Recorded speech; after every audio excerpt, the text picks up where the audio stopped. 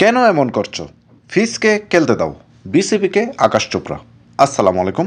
বিটি টুডের স্পোর্টস নিউজে আপনাকে স্বাগত। আইপিএলে মুস্তাফিজুর রহমানের প্রায় শেষের দিকে শুক্রবার লখনৌ সুপার জায়ান্টের বিপক্ষে ম্যাচ সহ 4টি ম্যাচ পাবেন তিনি। পাঞ্জাবের বিপক্ষে 1 মে ম্যাচ খেলে দেশে ফিরতে হবে তার।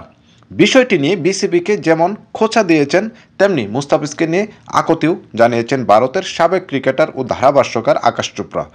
বাংলাদেশ এমনটা কেন করছে?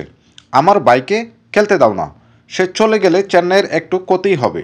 মুস্তাফিজকে কেন বিসিবি ফিরিয়ে নিচ্ছে এমন এক প্রশ্নে আকাশ চোপড়া বলেন, বাংলাদেশ তো বলেছে এখানে খেলে কোনো ল্যাপটপ হচ্ছে না, ওয়ার্কলোড ম্যানেজমেন্ট হচ্ছে না, সেই জন্য ফিরিয়ে নিচ্ছে। নাও ফিরিয়ে। বাংলাদেশ এমনটা আগেও অনেকবার করেছে।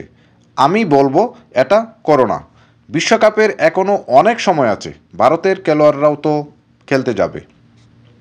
বাংলাদেশ কেন মুস্তাফিজকে ফিরিয়ে নিচ্ছে এই প্রশ্ন আকাশ চোপড়ারও।